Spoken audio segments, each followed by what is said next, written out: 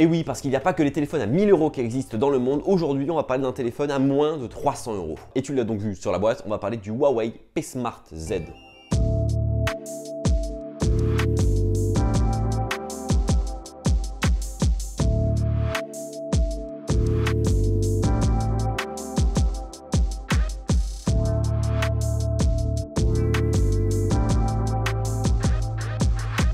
Si vous êtes sur cette vidéo, c'est pour deux raisons. Soit vous êtes fan de tech et auquel cas vous regardez toutes les vidéos qui parlent de produits high-tech possibles et inimaginables, auquel cas vous avez raison. Ou alors, deuxième choix, c'est que vous n'avez pas 1000 € à mettre dans un smartphone et celui-ci, le Huawei P Smart Z, vous intéresse et auquel cas vous avez aussi raison d'être sur cette vidéo. D'ailleurs, pour les Parisiens, le vendredi 11 octobre prochain de 17 h à 19 h à la Fnac Saint-Lazare dans Paris, je serai présent avec Huawei lors d'une soirée, d'un événement, vous appelez ça comme vous voulez, pour découvrir ce fameux smartphone, le prendre en main, le tester, qu'on puisse discuter, se prendre en photo parce que moi je vous aime bien et j'aime bien prendre des photos avec vous parce que c'est plutôt sympa. Sans compter le fait que vous allez avoir la possibilité de gagner non pas un, mais deux smartphones Huawei P Smart Z uniquement si vous venez sur place. Alors tu sais ce qu'il te reste à faire si tu es disponible ou que tu sais pas quoi faire ce vendredi 11 octobre, tu n'as qu'à venir à la Fnac de Saint-Lazare de 17 h à 19 h. Tu as plus d'informations en description de la vidéo, donc rien que pour ce méga concours, gros pouce bleu dans la barre des pouces bleus. Bon, on repart sur le téléphone? Du coup, le P Smart Z s'inscrit dans la lignée, la droite lignée de la gamme P Smart, qui est une gamme de chez Huawei, de smartphones plutôt bon marché, mais avec des caractéristiques techniques ou caractéristiques tout court plutôt intéressantes. On a donc un smartphone avec une très grande taille d'écran, 6,59 pouces en Full HD+,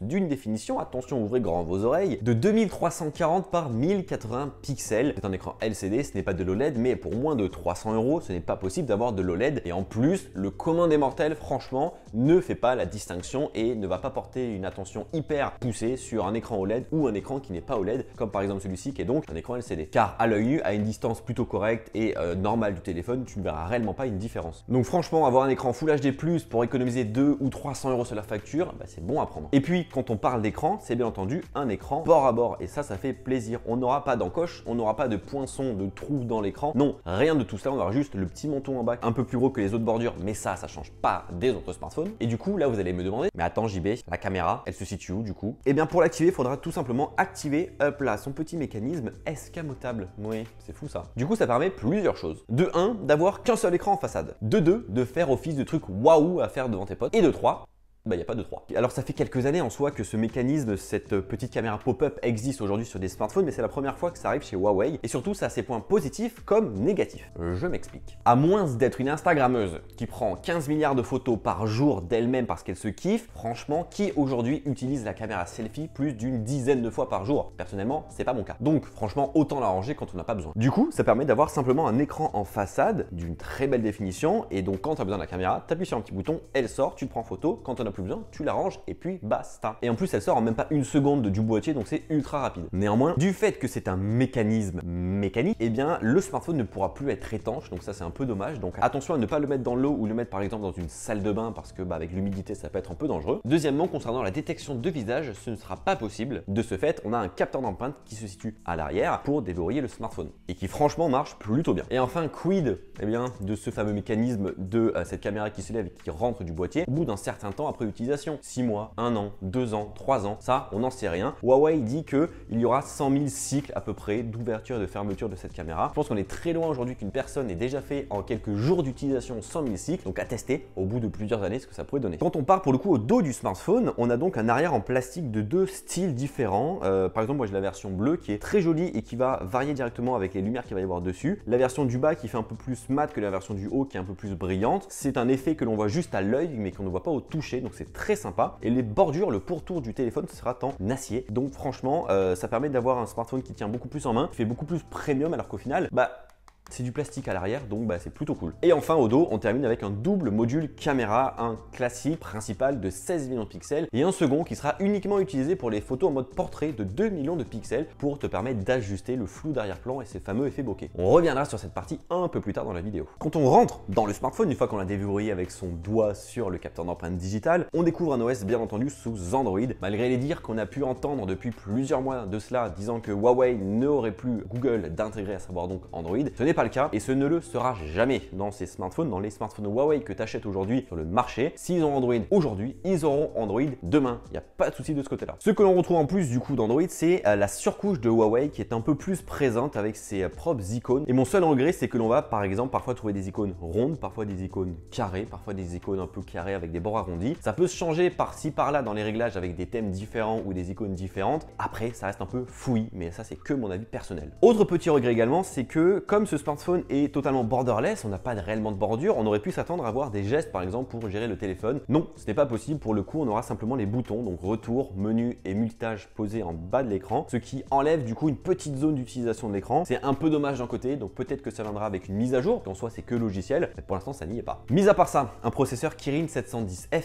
qui fait tourner ce fameux smartphone et c'est grosso modo un Kirin 710 classique. Donc ça va faire fonctionner ton téléphone largement bien pour une utilisation classique en soi, donc pas téléphoner, aller sur les réseaux sociaux, regarder des vidéos, prendre des photos par-ci par-là. Mais dès lors que tu vas vouloir un peu pousser le processeur et l'utilisation de ce smartphone un peu plus loin, par exemple pour retoucher des photos avec des applications bien gourmandes ou faire des jeux, le smartphone aura un peu plus de mal, mais en soi c'est normal, hein, parce qu'un smartphone de ce prix-là, tu ne peux pas encore une fois lui demander la lune. Gros point important qui est primordial aujourd'hui sur un smartphone à mon sens, mais ça l'est peut-être pas pour beaucoup de personnes, c'est la partie photo. On l'a donc vu, double capteur photo à l'arrière, 16 millions de pixels et 2 millions de pixels, et à l'avant on aura un capteur de 16 millions de pixels. Pensez comme toujours sur un smartphone Android dans la partie photo justement, et bien d'aller dans les réglages avant de faire des photos comme ça avec votre smartphone, parce que souvent les possibilités ne sont pas poussées au maximum dès le départ, c'est-à-dire que dès lors que tu sors de la boîte, tu vas dans les réglages photo. Par exemple, dans celui-ci, la prise de vidéo était simplement en 720p et non pas en 1080 60 images par seconde. Et quand tu sais que le 1080 60 images par seconde fait de bien meilleurs résultats, autant prendre ce fameux 1080 60 images par seconde, parce que le 720p en 2019 c'est quand même lâchement démodé. Alors en partie photo, j'ai pas eu extrêmement de la chance puisque à Paris, depuis quelques jours voire quelques semaines, il fait pas ultra beau. Le ciel est très gris. En soi, on peut pas avoir le ciel des Caraïbes en photo toute la journée, donc faut faire avec. Les photos restent globalement, dans la globalité, relativement bonnes, c'est-à-dire qu'on va pouvoir avoir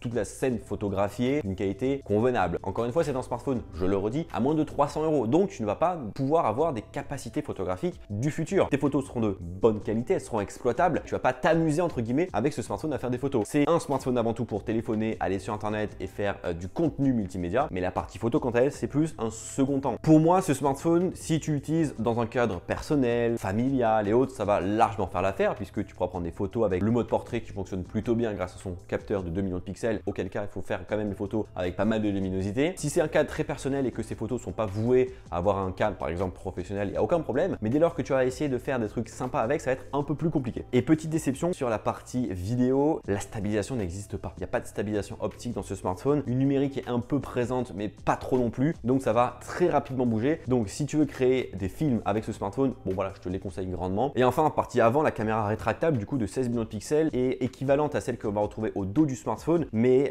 comme elle a un capteur plus petit, les photos auront un peu plus de grain. Et chose importante à noter, c'est que si vous faites des photos par exemple en façade avant avec le capteur sorti, si votre téléphone tombe, le capteur hop là s'empressera de rentrer dans le boîtier pour éviter qu'il ne se casse. Donc ça c'est plutôt bon à prendre. Pour une fois, c'est quelque chose que je vais vous déconseiller de faire chez vous. Ne faites pas tomber votre smartphone. Heureusement, j'ai envie de dire que le mode nuit fait son apparition parce que en partie photo avec très peu de luminosité, le smartphone s'en sort pas hyper bien. Le mode nuit permet d'arranger tout ça et d'avoir du coup des clichés de meilleure qualité. Attention quand même, c'est que on a 5-10 secondes de pause à faire avec le smartphone pour faire la photo de nuit parce que la mise au point est plutôt longue. C'est bien que la technologie soit dans le smartphone, mais on peut pas tout avoir. C'est un peu long pour faire la photo. Donc voilà, on peut pas tout avoir. Niveau autonomie, il embarque une batterie de 4000 mAh, ce qui est relativement énorme sur un smartphone et d'autant plus que c'est un écran en Full HD+, et bien la batterie tient extrêmement bien. Très gros point positif du coup pour la batterie de ce smartphone. Il est bien entendu USB-C pour le recharger, mais pas charge rapide, un port de mini jack et dans le petit smartphone, il est dual SIM ou alors avec une carte micro SD, puisque de base on a 64 Go de stockage interne et tu peux l'étendre jusqu'à 512 Go. C'est relativement énorme. En bref, il coûte 299 € approximativement ce petit smartphone. Pour un smartphone de nos jours, c'est pas très cher et on ne peut pas lui demander la lune. Mais pour la cible qu'il vise, à savoir à mon avis les jeunes ou les non pro-technophiles à 100%, c'est un smartphone qui peut largement le convenir parce que il est pas moche, on va pas se le cacher, il est pas moche. Il est